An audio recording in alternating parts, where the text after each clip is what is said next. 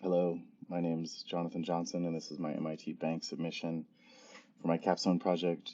This is the video demonstrating the front-end authentication server, account creation, logging in and out, and then tracking user information throughout the application. I did this by implementing Firebase. I used a development environment as well as a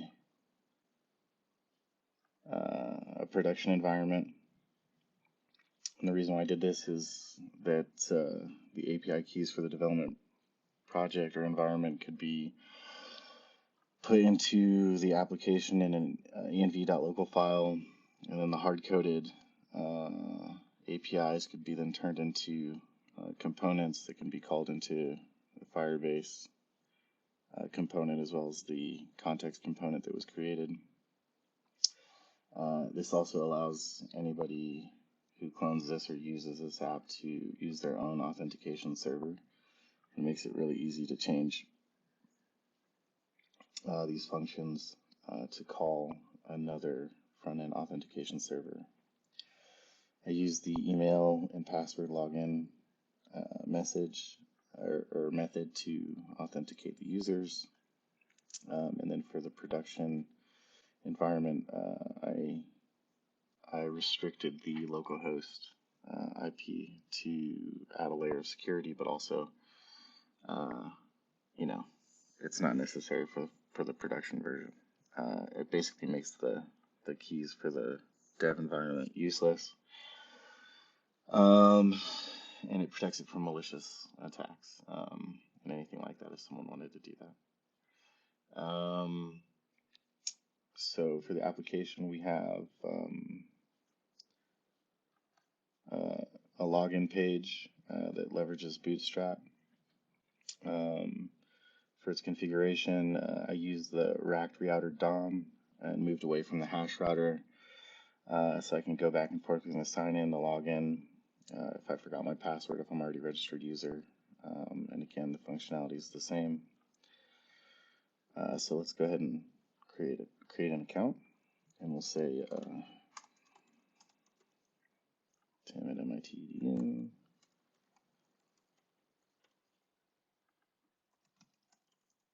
And we'll sign up. And it'll take us to the dashboard. And this dashboard displays the user's email address. And that's done in components. And then we have our dashboard here. And I use navigate to automatically redirect at login to the dashboard. And in the future, again, this is refactoring of another version of the application. The previous version would have the all data and transactions listed, and those should be listed in the dashboard as well. Again, the logout works and then takes you back to the home page.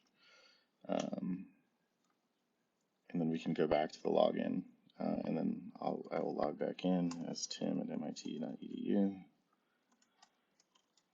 Password, and then I'm back in here.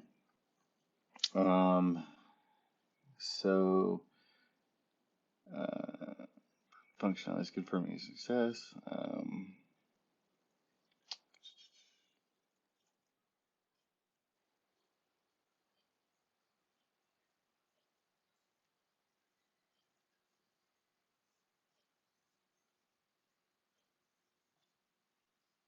Yeah, so here for the sign-up component, again, it uses Bootstrap. It's got a button functionality. It's got links back to the login page and some inline styling. And again, it leverages the the auth context that I created.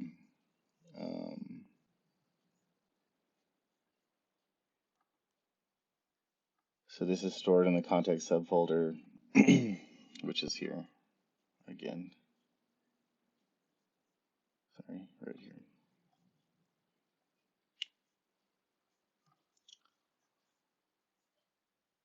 And then again for routing, like I said, I switched to the browser router to kind of manage all of the routes, and got rid of the hash router. And this was difficult because of the version change from V5 to V6 plus. The terminology kind of changed where there's no longer switches, there's only routes. And then again, there's no longer components, there's elements. And also the structure of the private routes was a little bit difficult to kind of figure out, specifically in regard to the nav bar, and it kind of showing up after a user's logged in. And so again, the dashboard's only available if you're logged in. You can't access it anywhere else. And then next, there's a login. I already showed you that you can persistently log in, and then we can go back to the Firebase, and we can see that Tim at mit.edu has been logged in. We can go back to the app, and we can say, okay, update profile. And for this, I made it so you don't have to, these form controls are not required, which is different than the sign-up page. They are required on the sign-up page so that you can put a password in and then confirm that password. There's also error controls in here if you want to update the password, if they don't match, it'll show that they don't match. And then also you can change the user's email address. Then it'll take you back to the dashboard, and again it'll show you that the email's been updated.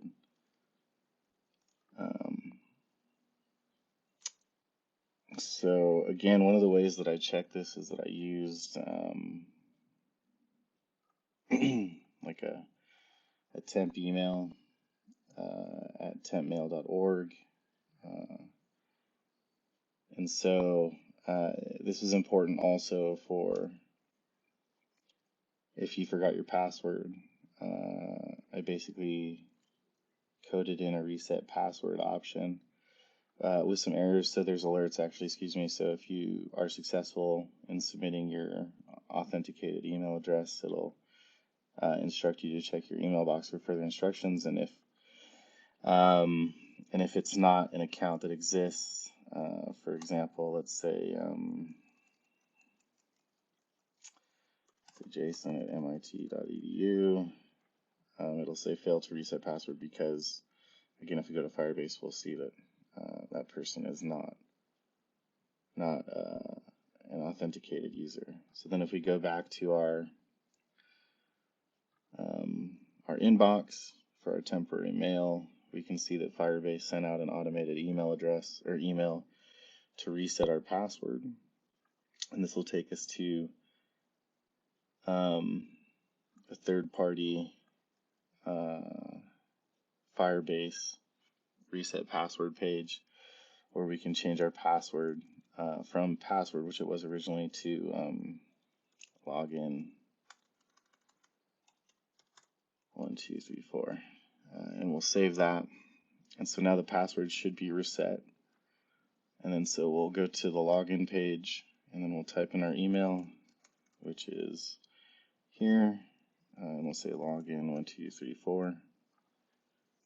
And we can see that we've successfully logged in, and it's taken us back to the dashboard. And again, we can log back out.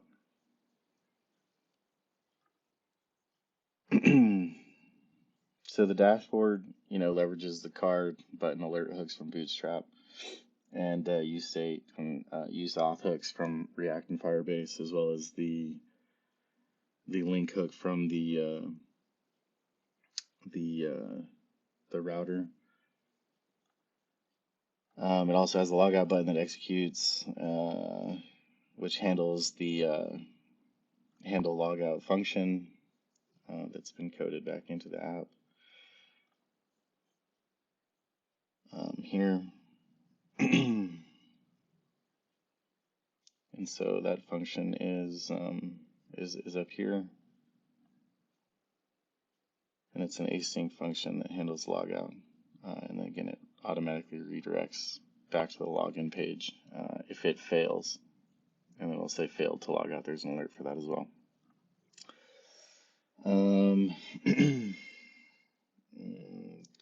You can also access the update profile button, which I showed you, and then log out as well. I showed that. And then again, you can log back in with the same information. The private route, I had a little bit of an issue with, but it was actually quite interesting. Because my understanding is that everything underneath the private route will not show up unless you're logged in. And so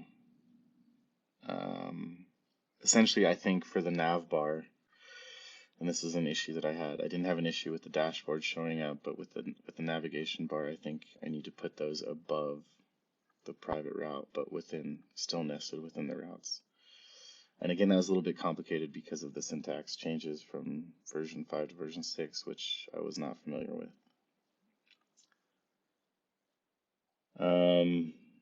Again, I was successful with hiding the dashboard, but not with rendering the nav bar, which is something I'll work on. I've already demonstrated the forgot password. This is exclusively on the login page.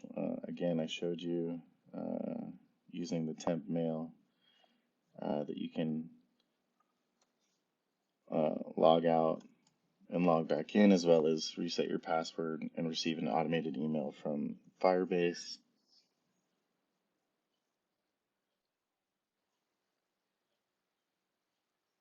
So basically, yeah, so there's messages for success and for failure for resetting your password. I need to figure out how to get this to auto refresh for some reason. But let's say if we come here to update and then we say, you know,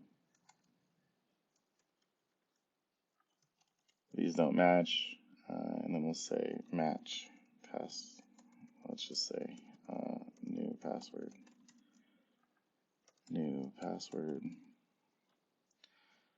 And then it's a successful password change, and then takes us back, and then we'll log back out. And then we'll go back to new password and back to the dashboard.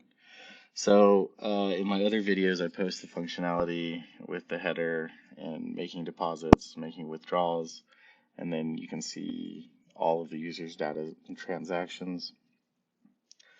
I've yet to move those page components over, but in the future, basically, the transactions and current balance of the user's profile will also show up on the dashboard page. And then as well as having a nav bar at the top so that they can move through their account and make deposits or withdrawals as well. But for this portion of the capstone, I really focused hard on the authentication portion and making sure Firebase was running and working properly, and that I was creating the proper context through my auth context.js, and then I was able to pull that into all of the other components necessary to create this kind of functionality. And again, if someone wanted to use their own authentication server or a different one, they would only need to change a few lines of code in order to do that. It's a pretty versatile setup. And then also, again, the .env local is just these are the development environment components that are being used and then pulled into Firebase right here. So again, this was actually a really cool exercise. It was a little bit difficult time-wise. I know I've gotten an extension, and I really appreciate that. But you know, with work and everything, I've just been kind of really busy. And so this was a challenge to get done. I only was able to put a couple of days into it. But over the next few days, the weekend in particular, I'm going to continue to update the router in particular, and make sure that the nav bar gets implemented properly and that the rest of the information is displaying into the dashboard for the current user's profile. And again, I'll have to work on the private routes a little bit. It'd be awesome to learn a little bit more about that, and then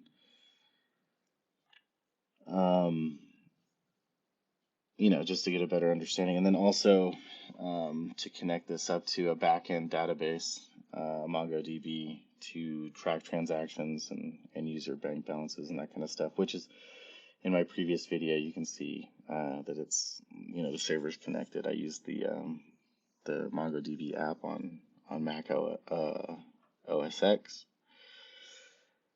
And then let's see, I'm probably explaining this not very well, but I have it all written up, and I can attach this as well to my video submission.